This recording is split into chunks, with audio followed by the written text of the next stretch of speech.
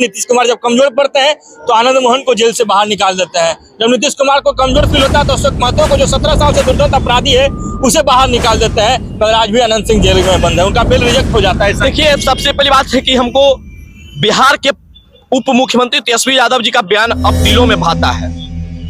जब वो विपक्ष में थे तो एक बात बोले थे कि देश के प्रधानमंत्री से झूठा हमारे बिहार के मुख्यमंत्री है, सबसे झूठा मुख्यमंत्री।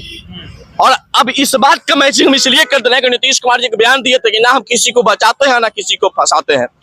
तो फिर अशोक महतो को किसने बचाया, आनंद मोहन को किसने बचाया, अनंत सिंह को किसने फंसाया, इसका जवाब दे दीजिए आप। तो आपका ये जो बयान है, ये तेजस्वी यादव जी आपके बयान को एक बहुत अच्छा बात बोले थे कि बिहार देश के प्रधानमंत्री से झूठा बिहार का मुख्यमंत्री है, और अब हमको महसूस भी होता है। मतलब ये नहीं लग रहा कि अनंत सिंह के साथ फिर सौताला बिहार। देखिए, अनंत सिंह को ये लोग क्या कहते थे कि अनंत सिंह दुर्दांत अपराधी, अनंत सिंह छूट जाएंगे तो लोकसभा प्रतिकूल प्रभाव पड़ जाएगा, ये होगा वो होगा, और अशोक चौधरी बहुत तरह की बात हो गया था। लेकिन मैं पूछना चाहता हूँ कि अनंत सिंह जेल में लगता है 4 सालों से, क्या 4 सालों से बिहार में अपराध नहीं हो रहा है? लखीसराय में इतनी बड़ी बर्दाश्त हुआ, किसने क्या अनंत सिंह ने करवाया क्या? अच्छा, अशोक महतो क्या बड़े पुजारी हैं क्या जो निकाल दिया? नीतीश कुमार जी के नजरों में वो मठ के मठाधीश है अशोक महतो, बिल्कुल। तो उनको जेल से बाहर लाया गया। एक समय था उनको जंजीर में जकड़कर शेखपुरा पुलिस लाती थी और जेल में कोर्ट में प्रोड्यूस किया जाता, जंजीरों में बांध। बिहार में जो कानून खुलेआम घूम रहा है, बिहार में जो कानून व्यवस्था है वो चुनाव को देख करके काम करता है कि किससे हमको कब फायदा होगा। और नीतीश कुमार जी हर व्यक्ति को उतना ही अच्छा लगता है जितना हम लोग को जो होता है लिखो फेंको कलम अच्छा लगता है, उतना ही नीतीश कुमार जी को आदमी अच्छा लगता है। जब उसका जरूरत होता है तो उसको यूज करते हैं, जब जरूरत होता है तो उसको उठा के फेंक देते हैं। जब इनको जरूरत लगा था कि अनंत सिंह से हम चुनाव जीत सकते हैं, अनंत सिंह का मदद लेकर के बिहार की सरकार में आ सकते हैं, तो अनंत सिंह को इन्होंने पूरा पूजनीय मान करके उनको पूजा, यहाँ तक कि हाथ जोड़ते थे। और जब लगा कि अनंत सिंह की अब जरूरत हमें नहीं है तो अनंत सिंह के दूध के मक्के की तरफ फेंक दिए हैं। तो भैया ये गलतफहमी में मत रहिए, अनंत सिंह का फैन सिर्फ मोकामे में नहीं है, वो पूरा बिहार में है। और इस अनंत फैक्टर 24 के लोकसभा चुनाव और 25 के विधानसभा चुनाव में अनंत फैक्टर की आपको ताकत दिखाई देगा। जैसे अनंत फैक्टर की ताकत राजद वाले को एमएलसी चुनाव में दिखाई दिया, बोचा के चुनाव में दिखाई दिया, उसी तरह अनंत फैक्टर आगामी लोकसभा चुनाव विधानसभा चुनाव में भी दिखाई देगा। और जो इन लोगों का खतरा मंडराएगा अनंत फैक्टर से, अनंत सिंह के आप जेल में रख लो कोई फर्क नहीं पड़ता है, लेकिन आप अनंत सिंह के विचारधारा को आप जेल में कैद नहीं कर सकते हैं। और अनंत सिंह ने जो मोकामा के लिए किए हैं वो शायद यह बिहार सरकार पूरे बिहार के लिए, उसके पीठ में खंजर भोंक रहे हैं, घड़ियाली आंसू बहा रहे हैं आप।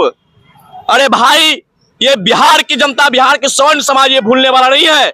याद कर लीजिएगा, आने दीजिए लोकसभा का 24 का चुनाव और विधानसभा का 25 का चुनाव, आपका पूरा औकात दिखा देगा यह समाज। हम अपने बुद्धि और विवेक से राज करते हैं, हम अपने बदौलत हमको 10% आरक्षण का लाभ मिला है। हमको आरक्षण मिला है आर्थिक आधार पे, बाकी लोगों को आरक्षण मिला है जाति के आधार पे। एक के साथ सौतेला व्यवहार आप कीजिए।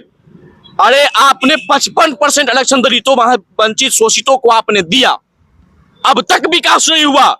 हमको आपने 10% आरक्षण दिया तो मेरा विकास हो गया।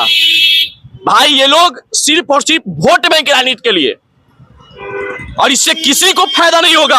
हमने कुछ दिन पहले ही एक वीडियो डाला था एक पासवान जी का, वो भूंजा बेचने पर बेबस, उनको 55% आरक्षण पहले से मिला हुआ था, वो आज तक उनका भूंजा बेचते ही जिंदगी जा रहा है। अरे इनकी आरक्षण का जो बढ़ा है दायरा, इसका लाभ किसको मिलता है? गरीब दलितों को नहीं मिलता है, अमीर दलितों को मिलता है। और जब ये बात जीतन राम मांझी जी सदन में पूछ दिए, एक तरफ दलितों के सम्मान के लिए आरक्षण बढ़ाते, दूसरी तरफ कहते हैं बैठ सवर्ण कभी जीतन राम मांझी को अरे नहीं कहा होगा, लेकिन मुख्यमंत्री जी जीतन राम मांझी को अरे कह दिए। अगर यह बात कोई आम आदमी जीतन राम मांझी जी को कहा होता, मैं ही वो शख्स हूं। जब जीतन राम मांझी ने प्रभु श्री रामचंद्र के पर सवाल खड़ा किए थे, सत्यनारायण भगवान पर सवाल खड़ा किए थे, तो हमने विरोध किया था, तो उनके ही पार्टी के लोग, चाटुकार लोग, हम पे हरिजन एक्ट का मुकदमा दर्ज कराने की धमकी देते थे। और आज नीतीश कुमार जी भरे सदन में विधायकों के सामने एक दलित का बड़े नेता को बेइज्जत किया। आज कहां गए आप लोग? हरिजन एक्ट करने वाले करते ना, तो आप लोग सिर्फ और सिर्फ गरीबों को शोषण करते हैं ना।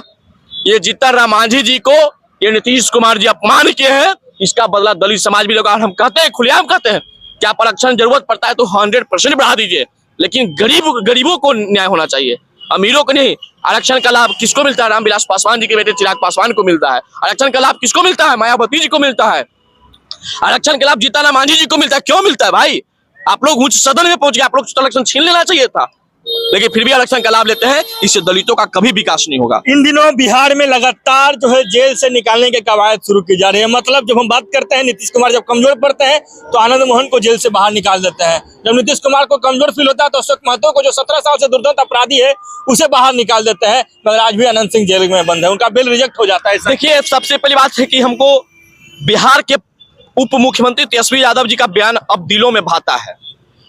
जब वो विपक्ष में थे तो एक बात बोले थे कि देश के प्रधानमंत्री से झूठा हमारे बिहार के मुख्यमंत्री हैं, सबसे झूठा मुख्यमंत्री। और अब इस बात का मैचिंग हम इसलिए कर रहे हैं कि नीतीश कुमार जी के बयान दिए थे कि ना हम किसी को बचाते हैं ना किसी को फंसाते हैं। तो फिर अशोक महतो को किसने बचाया, आनंद मोहन को किसने बचाया, अनंत सिंह को किसने फंसाया, इसका जवाब दे दीजिए आप। तो आपका ये जो बयान है, ये तेजस्वी यादव जी आपके बयान को एक बहुत अच्छा बात बोले थे कि बिहार देश के प्रधानमंत्री से झूठा बिहार का मुख्यमंत्री है। और अब हमको महसूस भी होता है।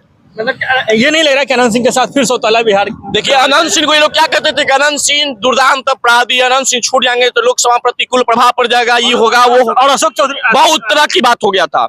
लेकिन मैं पूछना चाहता हूँ कि अनंत सिंह जेल में है लगातार 4 सालों से, क्या 4 सालों से बिहार में अपराध नहीं हो रहा है? लखीसराय में इतनी बड़ी बर्दाश्त हुआ, किसने क्या अनंत सिंह ने करवाया क्या?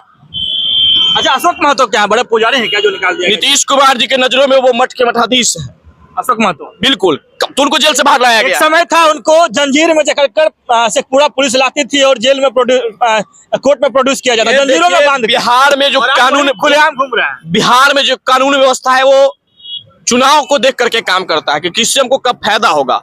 और नीतीश कुमार जी हर व्यक्ति को उतना ही अच्छा लगता है जितना हम लोग को जो होता है लिखो फेंको कलम अच्छा लगता है, उतना ही नीतीश कुमार जी को आदमी अच्छा लगता है। जब उसका जरूरत होता है तो उसको यूज करते हैं, जब जरूरत होता है तो उसको उठा के फेंक देते हैं। जब इनको जरूरत लगा था कि अनंत सिंह से हम चुनाव जीत सकते हैं, अनंत सिंह का मदद लेकर के बिहार की सरकार में आ सकते हैं, तो अनंत सिंह को इन्होंने पूरा पूजनीय मान करके उनको पूजा, यहाँ तक कि हाथ जोड़ते थे।